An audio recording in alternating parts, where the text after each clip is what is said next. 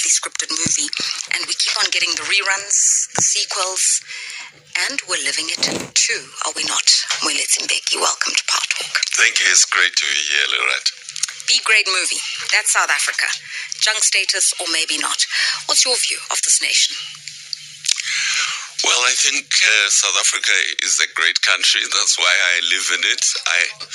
I spent nearly 30 years in exile. I had permanent residence in the United Kingdom. I gave it up when I could come back home. I gave up my refugee passport, which I had in the United Kingdom, and I have a South African passport. I have no other citizenship. I think South Africa is a great country. We have a very poor government, and many people mistake the government for the people of South Africa or for the country. But that's a different matter. We have a very poor, a very underperforming government with all the malaise that you have listed just now as a result of the weak government. But I think South Africa is still a functioning country, and it functions because of the people of South Africa, not because of the government. We certainly got a glimpse into that when we spoke to Pothole Patrol earlier on. You know, the private sector fixing the municipal roads because the municipality doesn't have the capacity nor the money to do it. So your preamble, South Africa is a great country, and this is why you left a life of a refugee and an exile to come back home. Some would say, well, you were nostalgic. 30 years away, you should miss it. You should want to come back. But the lived experience of South Africans day to day is making it harder and harder to be positive. Well, it is hard to be positive, but you know, we have to fight to change things.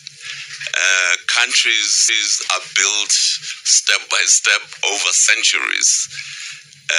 So there is no ready-made heaven that you can inherit from anywhere.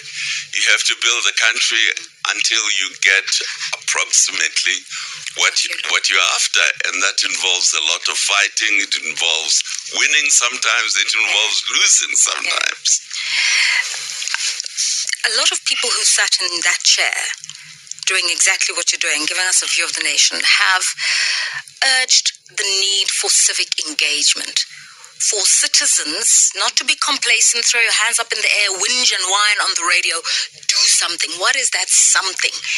Because the power that most people have, the time that they have, is to cast a vote. What is this extra that people are supposed to be doing to fight for our country? Well, first we have to realize what democracy is. Democracy is ruled by political parties. That is really what democracy is. You can look at it around this way and the other. At the end of the day, it's ruled by political parties. Now, the way our electoral system has been working up to now gives virtually all the power to the leaders of political parties.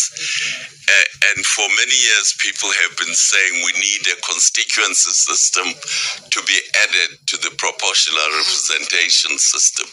Now, the full proportional representation system that we have discourages civic participation. Because participation in politics is because you decide your own member of parliament. You have a constituency, and the constituency party decides who is the member of parliament, and that member of parliament is accountable to the constituency, and every week or every 2 weeks comes back, has what is called a surgery, and informs the constituency party. So that's what keeps the population engaged politically, and that's what makes the government accountable.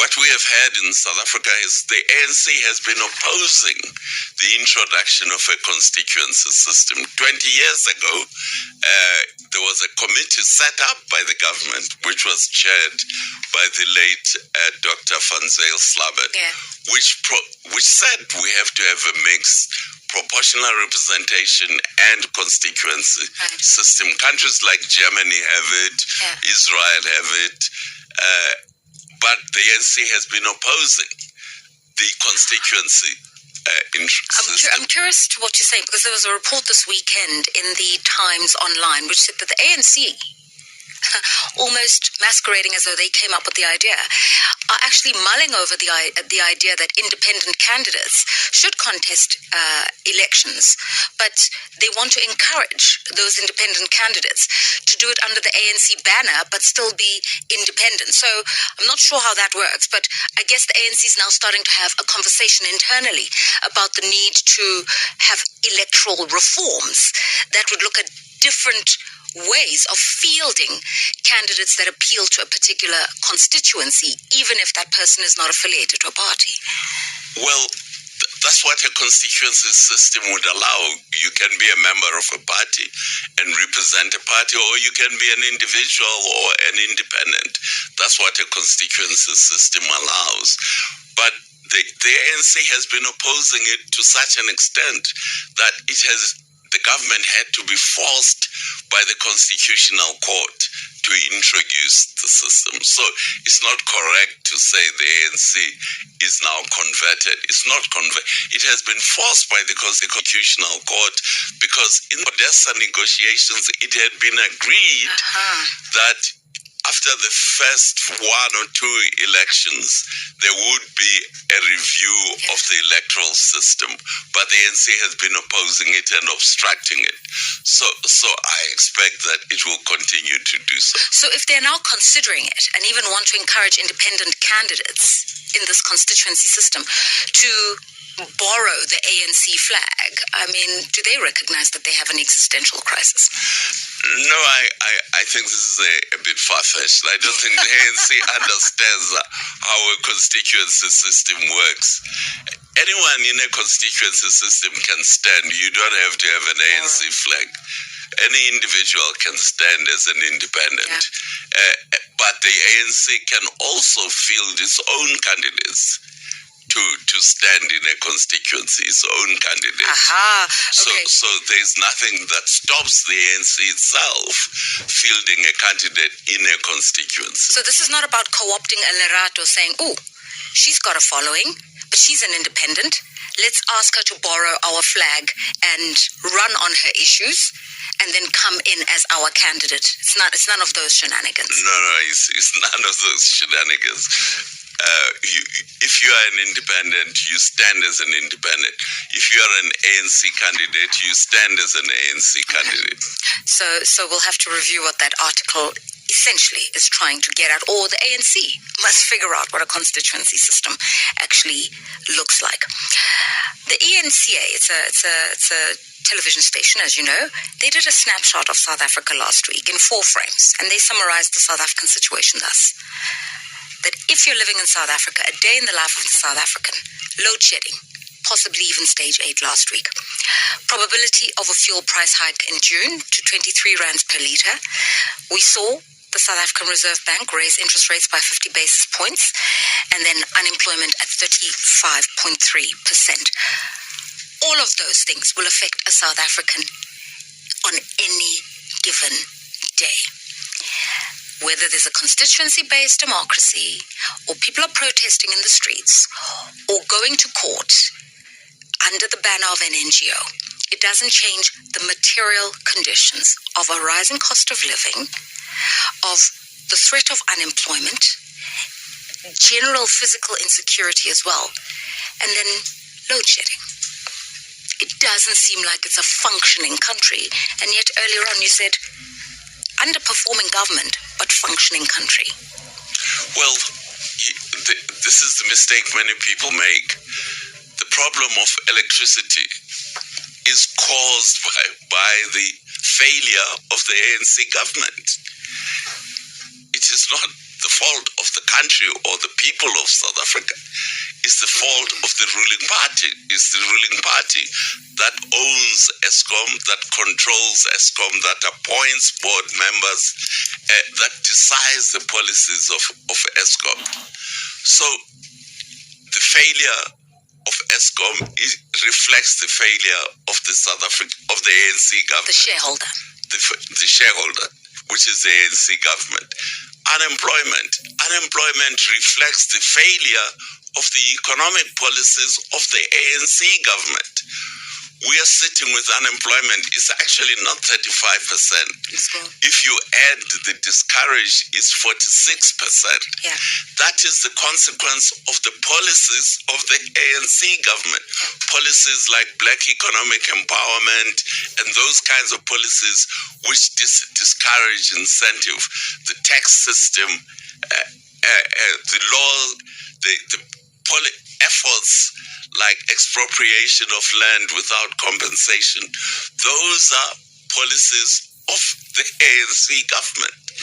That is why we have the levels of unemployment that we have, the levels of, for the decimation of our wildlife, for example, of the rhinos, and now also of the elephants by foreigners who are hunting the rhinos at Kruger National Park. It's because of the failure of the ANC government to control the borders of South Africa. So it's not the failure of South Africa, it's the failure of its government. Now, in a democracy, when a government fails, you replace it. And this is why you have periodic elections. So the challenge that South Africans are sitting with is what to replace a failed government with another government that will do better than the failed government. So there's two challenges, in my view, that South Africans are faced with, is replacing an underperforming government with an alternative. But it's also surviving that underperforming government in the 5-year period between elections. And survival is not just periodic load shedding, is that the taxes of ordinary men and women, whether income tax or VAT, is being used to bail out state-owned enterprises that are underperforming, to prop up administrations that are underperforming, even to pay the salaries of these politicians who are underperforming. And no matter how frustrated people feel within that 5-year interim period, there's nothing you can do but lose your money, your tax rands, and live with the inconveniences of an underperforming state until you get the opportunity to vote. And I think that's what's really, really got the ire of many South Africans, is what mechanisms are there in the now, in between elections, to say and do something. Because if you trust the elected opposition to do a vote of no confidence in government, it gets quashed very quickly, because the majority party can turn that situation around in a parliamentary process. So people are feeling really helpless. Well, I think people in South Africa are taking a lot of initiatives. As you pointed out, you interviewed somebody about the potholes. Yes. So they are dealing with the potholes, which the state is failing to maintain roads. People have now got generators. Companies have got private generators. Now, this makes the economy very inefficient. It creates an uncompetitive economy. So people try and cope. But when you have a failed government, when you have a democracy, well, the only choice you have at the end of the day is to replace it in the next election. And just live with it in those 5 years. In those 5 years, you have to live with it, because it is elected. When all is said and done, the ANC is an elected government. Whether it succeeds or it fails or it is failing, it has failed for 15 years to sort out the power supply of South Africa. 15 years, since 2008, if I remember correctly. Yeah. So it has failed, but it has been elected. But the population is starting to reject it. We saw in the last local government in 2021, the ANC vote falling below 50% for the first time since it came into power. So the population is expressing its disapproval with the performance of the ANC. There's a sentimentality issue here, isn't there, Mr. Mbheki? And that is, at the municipal level, you see different kinds of voting patterns. So people, for instance, at national level, will do the sentimental, historic, moral vote. And at the local level, they will do, I will vote for the person who I know is going to collect my garbage every Monday. And so people don't vote the same in the two processes. Do you think this is going to change in the next national election? Well, obviously, when you're dealing with local government elections, you have, for example, strong rural constituencies, and you have strong urban constituencies. So what we saw in the last local government election was a rejection of the ANC by the metropolitan voter. Yeah. So the metropolitan voters in the large towns rejected the ANC, which is why it lost control of the metros in Gauteng, in the Western Cape, and so on. However, in a national election, because we aggregate all the votes and you are just divide them by percentage, you take a vote, let's say 100 people vote and you divide it. Yeah. It doesn't matter whether they're in rural areas and urban areas. Vote is the same. Yeah, it's just aggregated and then divided. That's what hides what is actually happening in terms of the vote for the ANC. I also think what we need to understand is where people are at, and I think it's difficult. We'd need polls, we'd need a little bit more research, but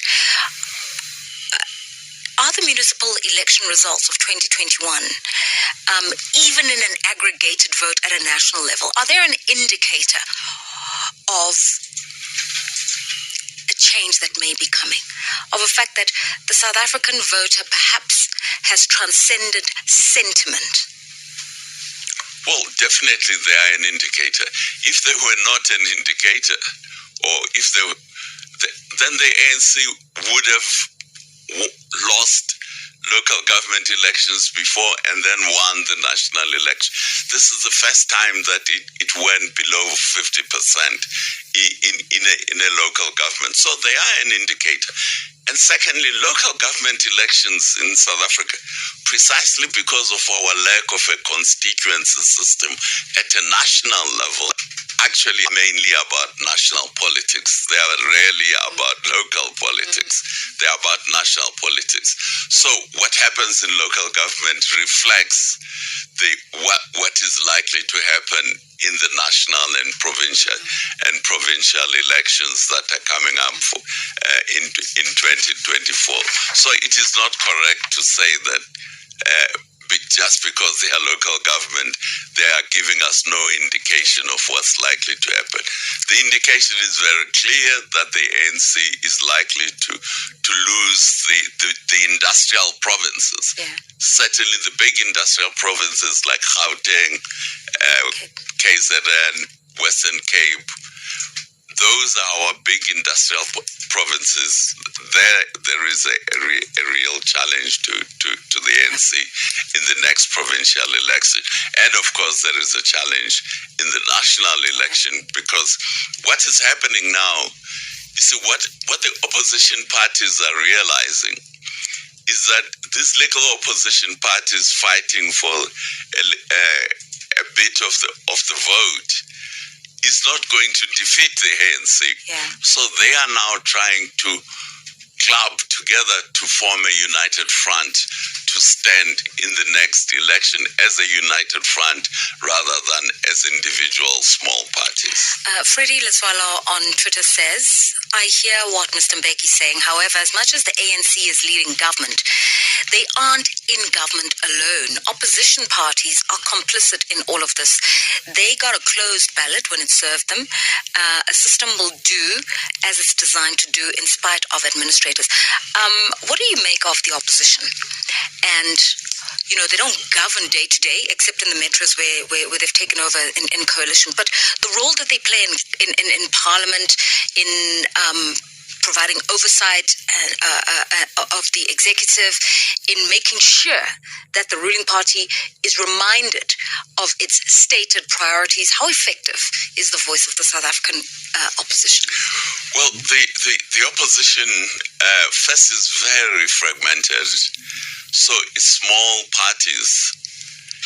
Next to the ANC, the largest party, which is the DA, has 20% of the national vote next to the ANC's last vote, which was 57% in terms of the national. So there's a huge gap between the opposition parties. Right. Secondly, the DA is the ruling party in the province, yes, in the Western Cape. Yeah. So to some extent, one can evaluate what it is up to there and see what it is doing. Mm-hmm. But one of the key weaknesses of the opposition parties, they have two key weaknesses. First, they are preoccupied with saying the opposite of what the ANC is saying. Instead of coming up with their own policies, they respond to what the government is saying. Reactionary. They are reactive. They rather than being proactive, they are reactive. That's one of their problems. The second problem is that they really don't have an economic policy at all. They don't have an economic policy of how should we overcome the unemployment, how should we overcome poverty, how should we overcome all the problems that we have. So that is one of each of these opposition parties. Now, if they do succeed to form a united front, they will have to have an economic policy that addresses the needs of the economy and of the people of South Africa. So I think that is a challenge, is a core challenge of forming a united front, is that they have to have an economic policy because now they have an opportunity of becoming the real government. This is what you call being caught between a rock and a hard place. The ruling party has an economic policy that's not working well, and the opposition parties have no economic policy at all. And in the midst of it are the South Africans. Time for the headlines. It is indeed a power talk. I am indeed a much better Lerato Mbele, not worse for wear, and I am in conversation with the irreverent, erudite Deputy Chairman of the South African Institute of International Affairs, Moelesti Mbheki, and he's providing our Monday view of the nation. Just before the news headlines, I referred to the fact that, the South African economy is in dire straits. Moelesti Mbheki, you say the economic policy of the ruling party is not working. You say the opposition parties have no economic policy. That just basically means South Africa has no plan. Well, I think it's not quite correct to say the ruling party has no economic policy. The opposition is what you said, and the ruling parties is not working. Yeah. Well, it's not working for the country and for the people, but it is working for the ANC, and it is working for the black middle class. The ANC's economic policy, I summarize it with 5 words. It is our turn to eat. It's our turn to eat. That is really the ANC's economic policy. And if you look at what the ANC has been doing since 1994, it has been eating. If you look at, for example, the civil service, the ANC has been using the civil service, packing it with its members and its supporters, and paying them huge salaries. Cadre deployment. Cadre deployment, all those things. I saw the other day on TV that there are more than 38,000 civil servants who earn more than R1 million a year each.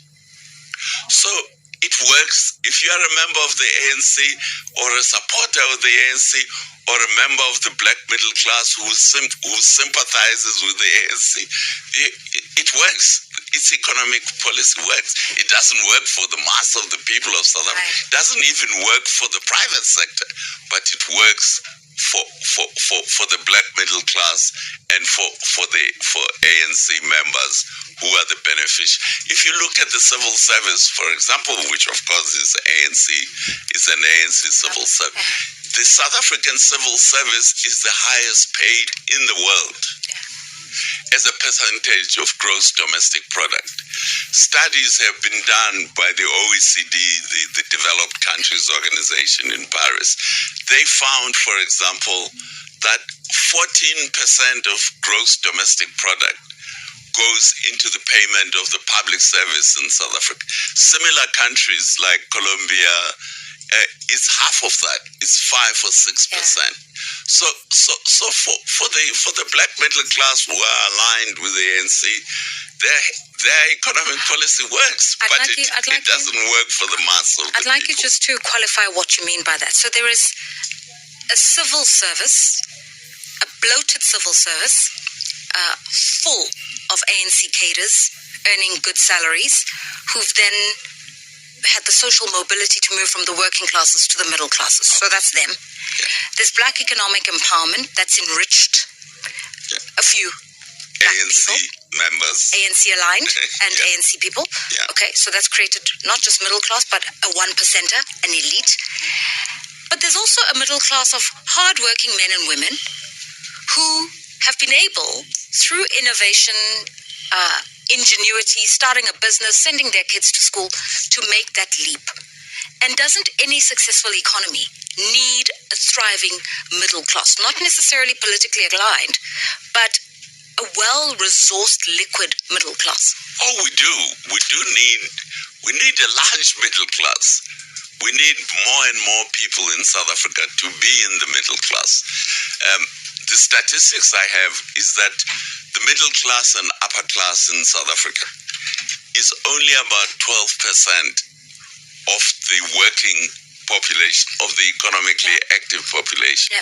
In the United States, it's nearly 40% of the economically active population. So you need your population to move more into the middle class so that they create jobs, they create more companies, and so on and so forth. So that's what we should have. But the difference is that we have here a politically created middle class, not an economically created middle class. When I talk about the American middle class, it's an economic middle class. Organically engendered. Which is providing services to the population, it's building cars, it's inventing computers, running it's restaurants, making Hollywood movies, it's running restaurants. It's an economically driven middle class. We have a politically driven middle class. A huge part of it is either in public service, or if it's in private sector, it's because of affirmative action. It's because if you don't employ X number of this group, then you won't get a government contract or a government tender. So even a part of the middle class in the private sector is actually politically driven through affirmative action, black economic empowerment, codes.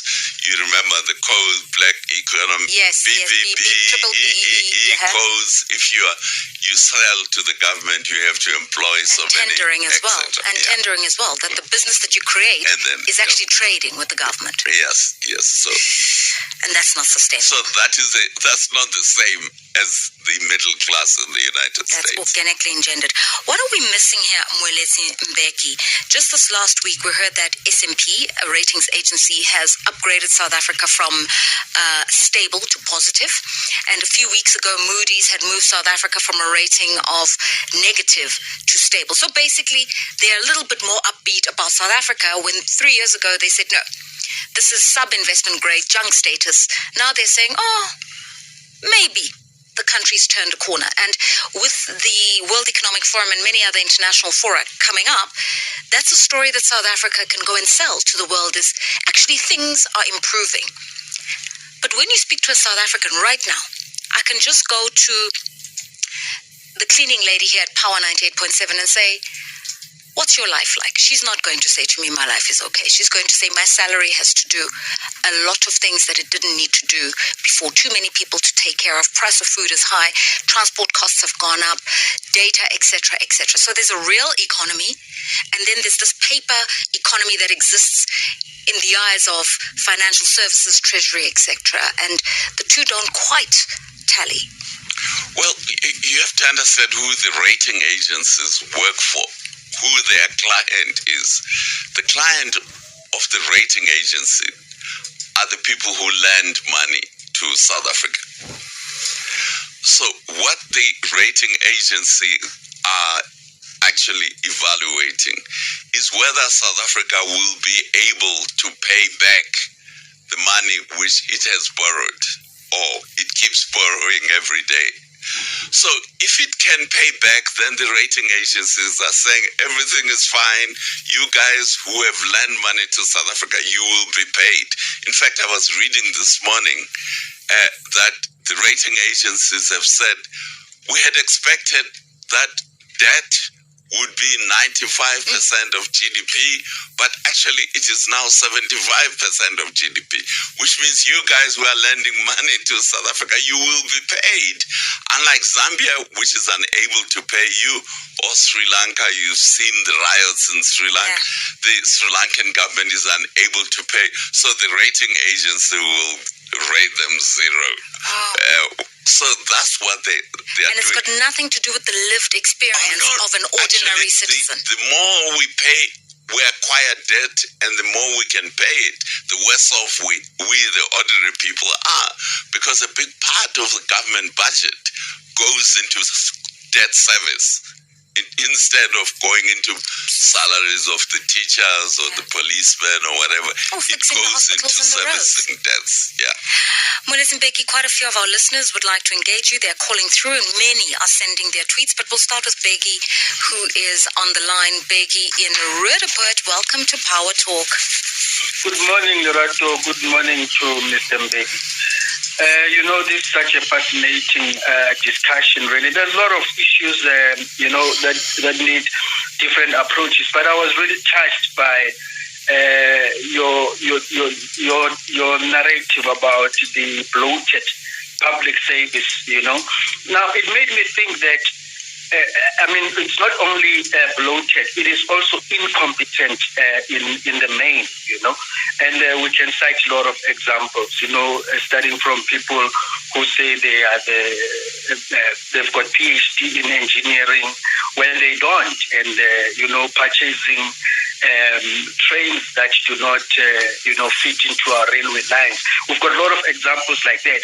But what I was thinking about, Lerato and Moelesti, is that ANC, by doing this, employing a lot of people who come from their branches and all that, rewarding them, was it not some kind of a strategy to say that there was a struggle and there was a sacrifice, Therefore, we need to reward our cadres, by even irrespective of whether they are competent or not. They never found some kind of a way of rewarding them, other than rewarding them with public service jobs. Mbheki, thank you for your contributions. What do you say of what Mbheki? Yes, it's a bigger story than that. Okay. Black people in South Africa have been disadvantaged for centuries. We can go as far back as Van Riebeeck, who introduced slaves, and the slaves were disadvantaged, and the slaves were black people. So they have been disadvantaged for centuries. So when they became the rulers, it was to be expected that they were going to say, I have to get a dividend out of this freedom, out of this democracy. So that was to be expected. The problem we have in South Africa is that first you had a small group, the so-called BEE elite, and then you had the cadre deployed ANC members. They were the ones who got the dividend. And then how to pay that dividend was by taxing the rest of us, the private sector, the rest of the middle class, anyone who can pay. So they got taxed. And that is what is wrong with what we have today. I just want to read some comments.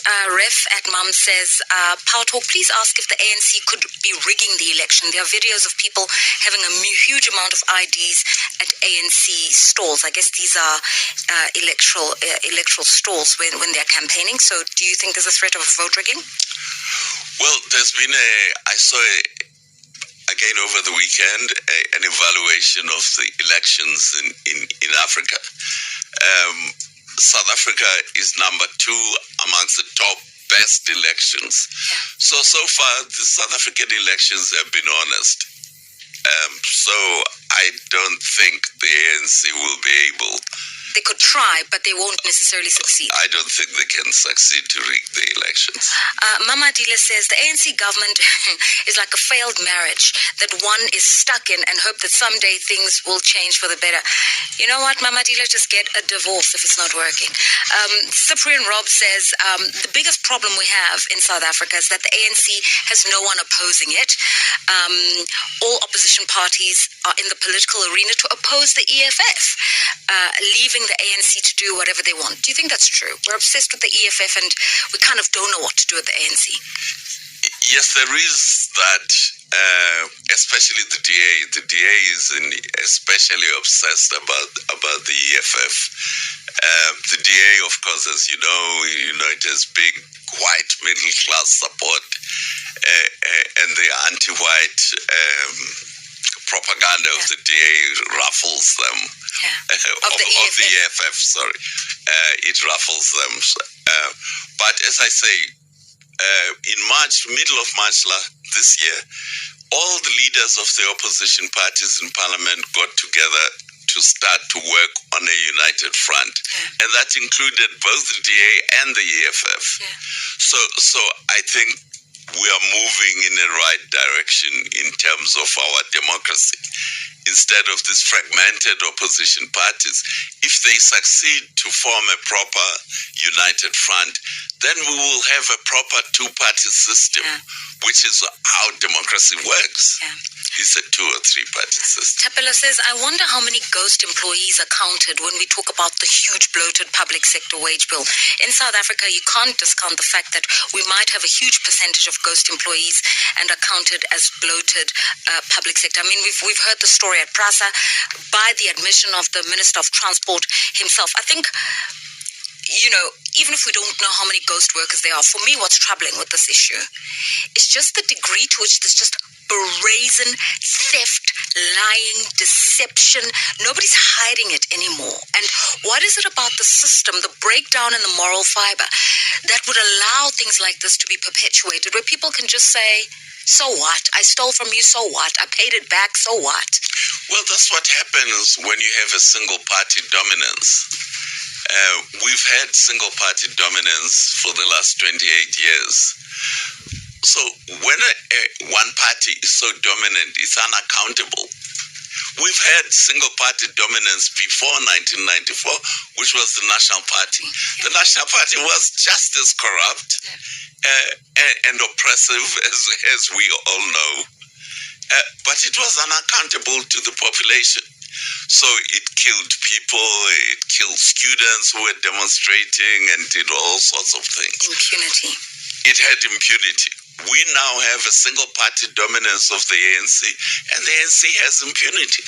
So until we have a properly functioning democracy or of a competitive political system, we will always have this impunity of single party dominance. We'll suffer the digital vibes and the ghosts at Prasa and many other things. Edward in Edenvale, good day. Good day, Lerato, and your guest, Mr. Moelesti Mbheki. I once read his book back in the days. It was called Architecture of Poverty, and I never looked back. Today he has just answered one of the questions that I used to have all this time, that there's something seriously wrong with the black middle class.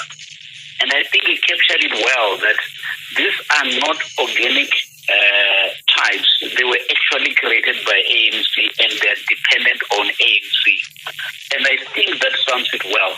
Because if this group was not funded by the ANC, this country would have been in much better position, because the start of any so-called revolution always starts with the middle class when they are disenfranchised or when they are not happy. But in this country, they won't do that because they owe everything of what they have to the ANC. Then I read this quote or the tweet from one person. I will tell you who it was. This person said, I've been trying to comprehend for many years why South African economy is so inflexible, stuck in the range of 1 to 3.5% GDP growth rate. Read, studied, and debated. I think I've finally found solution. That was the tweet day before yesterday. Yeah. And guess who this person is? He's the person who was the Minister of Labor, the Reserve Bank governor, and the Finance Minister. And finally, only yesterday, he found out what the problem was. Yeah. Then I realized we are doomed, guys. And thanks for a good show. Thank you, Edward. I don't know if you want to respond to that. And by the way, I saw the Tito tweet, but he still hasn't told us what his epiphany is. Yeah, but I didn't see the tweet, so I don't know what he said was wrong. Yeah, we don't know either. He just says he's finally found the answer and left ... We don't know. Stephen in Pretoria. Good morning, Lerato. Good day. I just wanted to ask quickly, Mr. Moelesti, because I honor him.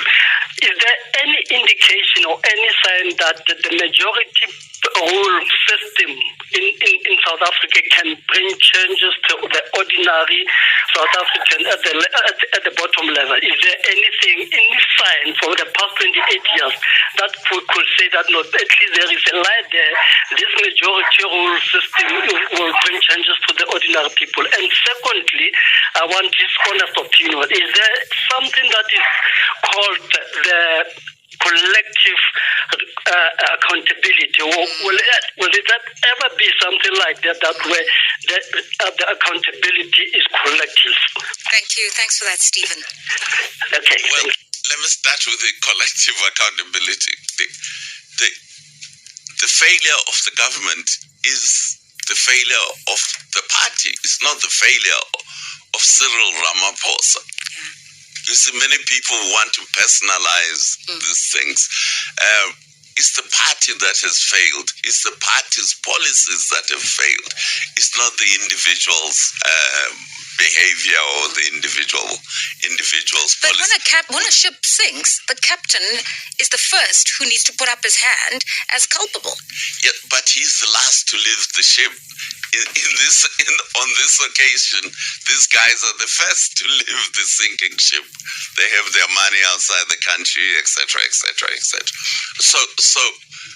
So that is who is responsible. Which is why you have to. People keep thinking, if I vote for Cyril and not for the ANC, therefore the problem will be solved. Well, it won't be solved because he's not there as an individual. He's part of an institution. So the collective responsibility, it is the party that is failing the country, not an individual. So as a party, it is responsible for the failure. And if this Titanic sinks, we all go, and then he stays. He's the last one standing. Well, yes. Kevin, hello. Hello, good morning. How are you? Fine, thank you. Go ahead. Good. No, my take is I wanted his opinion first on the state failure of the state organ failing to form the capacity to serve government properly. And then the other thing is I wanted his opinion on the Operation Dudula. What does he think? Because I do believe that many citizens are seeing that the government is not performing to its capacity, so therefore they are starting up something to try and push the government to perform. Yeah, great stuff. Great question. Well, Rirato referred to this earlier, that if you have a failing government, and it has another 2 or 3 years to run, what do you do in between? And that is the problem, is that all sorts of initiatives start to get taken by individuals. And Operation Dudula is another one.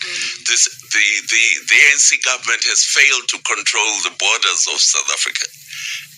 And the consequence is we have a huge amount of illegal immigration into the country, which then impacts on the welfare, especially of poor people in South Africa. So then you get all sorts of, let me call them, political and social entrepreneurs who try to take advantage of the stress situation to advance advance their own careers or their own businesses. David Selega says, please ask Ntate Moelesti what's his take on the government's stance that the 2021 July unrest was an act of economic sabotage, even insurrection. Well, if you remember, the president chose a panel of 3 experts to make an evaluation about the causes of the July the upheavals, the July, and the primary blame for the July upheavals by that committee expert was on the government itself. Was that the ANC divisions are the ones that trigger the upheavals? Yeah. So to blame is not some kind of ghost or spook that's operating in the dark. It's the failure of the ANC's internal systems that is now spreading to the larger community and creating chaos there. Yeah. State security doesn't know what's going on. Police don't know what's going on. Michael in Randburg. Hi, how are you? Fine, thank you. Go ahead. Okay, what I wanted to say is this. The DA is doing so well in the Western Cape. Well, it's not so well, but they're getting clean audits. Now they've come up to the Gauteng, they've come to Pretoria, they've come to Kuruleni, and they've come to Joburg. And they're not succeeding. Does the professor know why they're not succeeding? Because they're doing just as bad as the ANC did. Why is there such a big difference? Is it because it was so bad that they can't fix it, or it's going to take so much longer? But they've been in power for 6 years in Pretoria, and they can't seem to fix it. So what is the problem there? Michael in Randburg, thanks. Well, I have been to Cape Town many times, and every time I go to Cape Town, there are more informal settlements in Cape Town. So the narrative by the DA that they have succeeded in Cape Town is absolutely not true. Yeah. There's huge number of homeless people in Cape Town, huge number of people living in shanty towns and in informal settlements. So that is not true that the DA has succeeded to solve problems. Having clean, yes, it's a good idea to have clean audits because it shows that the finances of the taxpayers are being well looked after. So that is to the DA's credit, but that's only the beginning. You need to do something with that money. That's constructive. As we wind down the conversation, my last question to you. You say we can't separate the man from the party. And so whatever's happening in South Africa, if we believe the ANC is the problem, we must address the ANC as a collective. Why can't we address Cyril Ramaposa as an individual, and in some cases as a phenomenon, as Tumamina? Well, Cyril, I think he has one of the best public relations machines that I can think of. You remember there was something called Bell Pottinger, which was the public relations. Well, Cyril has his own public relations, which is much better than Bell Pottinger. the man has totally failed as a president. He can't decide on anything. But many people believe he can save South Africa. What do you make of him? Cyril he's not a leader, really. Cyril was never a leader. He's an apparatchik, what is called an apparatchik, an agent of the party, but he presents himself as a leader. He's not a leader. If you put him next to Mandela, next to Thabo Mbeki, even next to Jacob Zuma, he's not a leader. What makes him so not distinct? It's because he doesn't believe in anything. He goes with the flow. He wakes up in the morning and say, which way is the wind blowing? And I'm gonna go that way. I just need to be clear here. So Mandela, nation builder. Mbeki, African Renaissance man. Zuma, anti-white monopoly capital. Ramaposa? Well, you tell me. I got nothing to say except thank you very much, Moelesti Mbheki. This has been the Monday